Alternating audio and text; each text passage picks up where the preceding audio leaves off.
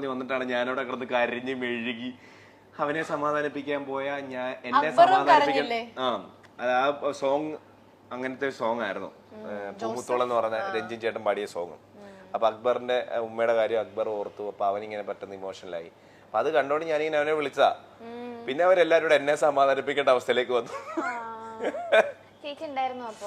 ഇല്ല ആ സമയത്ത് ഖത്തറിലായിരുന്നു.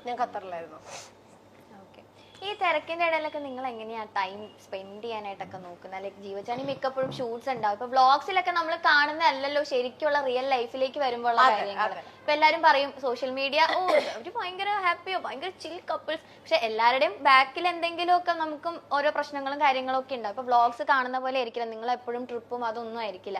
അപ്പൊ ഈ തിരക്കിന്റെ ഇടയിലൊക്കെ എങ്ങനെയാ ടൈം മാനേജ് ചെയ്യാനായിട്ടൊക്കെ നോക്കുന്നത്? എങ്ങനെയാ ചെയ്യുക? ഞാൻ ഷൂട്ടില്ലാത്ത ദിവസം ഫ്ലാറ്റിലുണ്ടെങ്കിൽ ഞാൻ അവിടെ ഉണ്ടാവും. ഷിറ്റുവിന്റെ ഷൂട്ട് അവിടെ നടക്കുന്നത് ഞാൻ പിന്നെയും മൂവിക്കൊക്കെ പോവാൻ ഭയങ്കര ഇഷ്ടമാണ്. ജീവയ്ക്ക് എനിക്ക് ഇപ്പൊ എന്താ എനിക്ക് ഇപ്പോഴാണ് റീസെന്റ് എന്തോ അങ്ങനെ ഒരു സിൻഡ്രോം പിടിപെട്ടിട്ടുണ്ട്. എനിക്കിപ്പോ തിയേറ്ററിൽ പോയി പടം കാണാൻ പറയോ? എനിക്ക് സത്യം എനിക്കിപ്പോ വീട്ടില് ആ കംഫർട്ടിൽ ഇരുന്നിട്ട് OTT മൂവീസ് കാണാൻ ഭയങ്കര ഇഷ്ടമാണ്. ഇപ്പൊ അതുകൊണ്ട് എന്നെ ഏത് പടത്തിന് വിളിച്ചാലും എനിക്ക് പോകാൻ മടിയാ. പക്ഷെ എനിക്ക് സിനിമ തിയേറ്ററിൽ തന്നെ പോയി കാണാൻ എനിക്ക് അതിന് ഇഷ്ടക്കേടില്ല, എനിക്ക് ഇഷ്ടമുണ്ട്. പക്ഷെ ആ എഫേർട്ട് ഫ്രം ദ ബിഗിനിങ്, കുളിക്കണം, മേക്കപ്പ് ഇടണം, ഡ്രസ് ഇടണം, അവിടെ പോണം, അയ്യോ.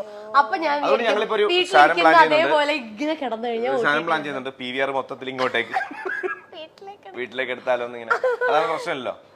എനിക്ക് തിയേറ്ററിൽ പോയി സിനിമ കാണുന്നതാണ് ഇഷ്ടം. പോയി പറഞ്ഞല്ലോ നെറ്റ്ഫ്ലിക്സ് വെക്കും, ഈ സോഫയിൽ ചേച്ചി ഇവിടെ ജീവച്ചേട്ടൻ കിടക്കും. എനിക്ക് അത് ഭയങ്കര ഇഷ്ടമായി. ഇപ്പൊ എനിക്ക് ആ ഒരു കംഫർട്ട് സോണിൽ ഞാൻ ഭയങ്കര ഹാപ്പിയാണ്. പിന്നെ എനിക്കിപ്പോ ലുലുവിൽ പോകാൻ ഇഷ്ടവുമല്ല. എന്ത് ടൂ ക്രൗഡഡാ. ഇല്ലേ പഴയ ലുലു ഒന്നും അല്ല ഇപ്പം.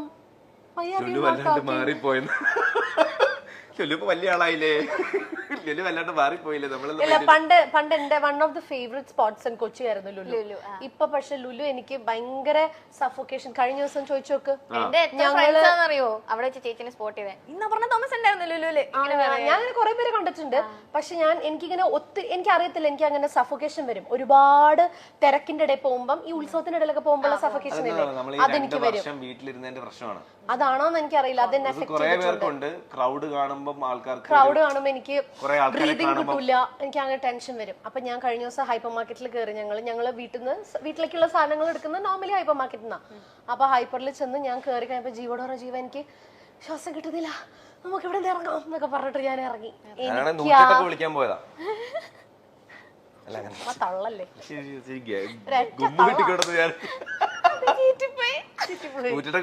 ചുമ്മാ തള്ളല്ലേ. അങ്ങനത്തെ ഒരു സിറ്റുവേഷനിൽ എനിക്ക് ഒരു പ്രശ്നമില്ല. ഈ വൃത്തികെട്ടവന്റെ കുഴപ്പം ഇതാണ്. മാറോ കൈ കാലിന്ന് വിടറോ, കാലിന്ന് കൈ എടുക്കണോ? വേണ്ട, ഞാനൊരു ലുലു ഇട്ടെ വീട്ടില്. ഹൈപ്പർ മാർക്കറ്റ് ഒരു പ്രശ്നമില്ല. എനിക്ക് ആൾക്കാർ ഉള്ളതാണ് എനിക്ക് സന്തോഷം. അയ്യോ ജീവ എൻജോയ്സ് ദാറ്റ്. ഞാൻ കണ്ടിട്ടുണ്ട് ജീവ തിരക്കിന്റെ ഇടയിലൊക്കെ ഇരുന്നിട്ട് ജീവ അങ്ങ് എൻജോയ്. എനിക്ക് ഇപ്പം ആദ്യമൊക്കെ കുറച്ചു പേര് അറിയുന്നത് ഇപ്പൊ കുറെ കൂടെ ആൾക്കാർ അറിയാം. അപ്പൊ അവരൊക്കെ വന്ന് സംസാരിക്കുന്ന ഫോട്ടോ എടുക്കുന്നത് എനിക്ക് ഭയങ്കര ഇഷ്ടമാണ്. ഞാൻ ഭയങ്കരമായിട്ട് എൻജോയ് ചെയ്യും.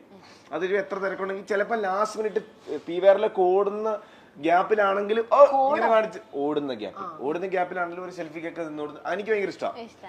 കാര്യം ഈ പറഞ്ഞ പോലെ നമുക്ക് സിനിമയാണ് ആങ്കറിങ് ആണെന്നൊക്കെ പറഞ്ഞാലും കാണാൻ ഈ പറയുന്ന ആൾക്കാർ ഉള്ളപ്പോഴാണല്ലോ നമ്മളിതൊക്കെ ചെയ്തിട്ട് കാര്യമുള്ളൂ. അപ്പം ഒരു 2 seconds കൊടുക്കാൻ റെഡിയാ സമയമുണ്ടെങ്കിൽ. നമ്മൾ എവിടെയെങ്കിലും ഈ പറഞ്ഞ പോലെ പിന്നെ ഈ ചില സ്ഥലത്ത് പോയി കഴിഞ്ഞാൽ ഇപ്പൊ ഞാൻ ഹോസ്പിറ്റലിൽ പോയി, അമ്മച്ചിക്ക് വയ്യാതെ ഹോസ്പിറ്റലിൽ പോയി, അവിടെ ചേട്ടാ സെൽഫി ചെയ്യുന്ന ഐസിയുടെ മുമ്പിൽ. അത് മാത്രമല്ല ഞാൻ നേരത്തെ പറഞ്ഞിട്ടുണ്ട്, ഞാൻ ചുറ്റും ഖത്തറിലേക്ക് ആദ്യമായിട്ട് പോയി ഇങ്ങനെ നടന്നു പോകുന്ന കാണുമ്പോൾ എനിക്ക് പെട്ടെന്ന് സങ്കടം വന്നിട്ട് ഞാൻ ഇങ്ങനെ കണ്ണിന്ന് കണ്ണുനീര് വന്നിട്ട് ഞാൻ ഇങ്ങനെ തിരിഞ്ഞ ചേട്ടാ സൂര്യവംശിയിലെ ജീവിച്ചിട്ടില്ല ഒരു ഫോട്ടോ. അത് മാത്രമേ ഉള്ളൂ. അല്ലാതുള്ള സമയങ്ങളിലൊക്കെ ഞാൻ ഓക്കെയാ, ഞാൻ അത്ര എൻജോയ് ചെയ്യും. അതുകൊണ്ട് തന്നെ ഞാൻ സിനിമ കാണാൻ പോകുമ്പോഴും ഞാൻ ഇടയ്ക്കിടയ്ക്ക് ഇപ്പൊ കാക്കനുള്ള സ്ഥലത്താണെങ്കിൽ ഞാൻ വൈകുന്നേരം ചായ കുടിക്കാൻ ഇറങ്ങും. അത് നോർമൽ നമ്മുടെ ഈ പറഞ്ഞ വഴിയോരം അങ്ങനെയുള്ള സ്ഥലത്ത് ചായ കുടിക്കാൻ എനിക്ക് ഭയങ്കര ഇഷ്ടം. ആൾക്കാരോട് സംസാരിക്കാനും നമുക്ക് അറിയാൻ പറ്റില്ല. ഞാൻ ജീവയുടെ ഏറ്റവും വലിയ ആഗ്രഹം ഒരു KSRTC പ്രൈവറ്റ് ബസ്സിലോ കയറണം. അതാണ് ഇപ്പോഴത്തെ ഏറ്റവും വലിയ ആഗ്രഹം. കഴിഞ്ഞ ദിവസം എന്നോട് പറഞ്ഞു എനിക്ക് ബസ്സിൽ കയറണം. ഞാൻ സൂര്യ മ്യൂസിക്കിൽ ഉണ്ടായിരുന്ന സമയത്ത് ഞാൻ എന്റെ നാടായ മാവേലിക്കരയിലേക്ക് പോകുന്നതും വരുന്നതും ഒക്കെ ബസ്സിലായിരുന്നു. ഞാൻ വൈകിട്ടത്തെ ഷോ കഴിഞ്ഞിട്ട് ഞാൻ KSRTC ബസ്സിന്റെ സൈഡിൽ കയറിയിരിക്കും. കച്ചറി ചിലപ്പോൾ പാട്ട് വെക്കും, അല്ലെങ്കിൽ ഇങ്ങനെ ഇരുന്ന് ചിലപ്പോൾ ഉറങ്ങും. അപ്പൊ ഈ കാറ്റൊക്കെ അടിച്ച് ഞാൻ അവിടെ ചെന്നിറങ്ങും. മാവേലിക്കലെ ഫ്രണ്ട്സ് ആരെങ്കിലും പിക്ക് ചെയ്യാൻ വരും, വീട്ടിലോട്ട് പോകും. തിരിച്ച് ഒന്നെങ്കിൽ ഞായറാഴ്ച പോയിട്ടോ അല്ലെങ്കിൽ തിങ്കളാഴ്ച വെളുപ്പിനോ ഇതേപോലെ തന്നെ അങ്ങനെ കണ്ടിന്യൂ എല്ലാ ദിവസവും പോയി വന്ന. അപ്പച്ചന് വയ്യായിരുന്നപ്പോ എല്ലാ ദിവസവും പോയി വന്ന ദിവസങ്ങളും ഉണ്ട്. അപ്പൊ അത് കുറെ നാളായി. അപ്പൊ എനിക്കൊന്ന് പോയാൽ കൊള്ളാന്നുണ്ട്. ട്രെയിനിൽ കയറിയാൽ കൊള്ളാന്നുണ്ട്. ഓ പിന്നെ അവനിപ്പോ ചോദിക്കും, ഓ ഇവൻ ആരടാ. ഇപ്പൊ നമുക്ക് എല്ലാവർക്കും ബൈക്കും കാറും ഒക്കെ ഉണ്ടല്ലോ.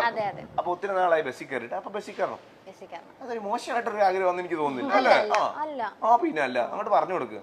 ഈ ജാടയാന്നൊക്കെ പറയുന്നവരോടൊക്കെ എന്താ ചേട്ടാ പറയാനുള്ളത്? എനിക്ക് ജാടയാണെന്ന് പറയുന്നവരോടാണ്, അത്രേ ഉള്ളൂ.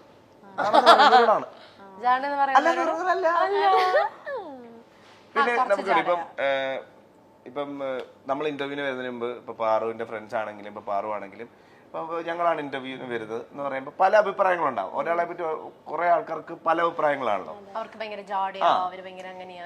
അപ്പൊ നമ്മളോടും നമ്മൾ ഇന്നയാളെ കാണാൻ പോകുമ്പോൾ ഇന്നയാൾക്ക് ഭയങ്കര ജാടയായിരിക്കും, ജാടയാണ്. ഞങ്ങൾ പറയുന്ന കാര്യമുണ്ട്, ആ ആള് നമ്മളോട് എങ്ങനെയാണോ അതാണ് നമുക്ക് ആള്. അപ്പൊ ബാക്കിയുള്ളവർ എന്ത് പറഞ്ഞാലും കുഴപ്പമില്ല. ഇപ്പം പുറത്തോട്ടൊക്കെ ഇറങ്ങി നോക്കുമ്പോൾ പാറു എന്തൊരു ഭയങ്കര മോശം, ഭയങ്കര ആരെയും ബഹുമാനം ഇല്ല, ഒരുമാതിരി ചോദ്യങ്ങളൊക്കെ ചോദിക്കുന്നു. അങ്ങനെ പല അഭിപ്രായം ഉണ്ടാവാം,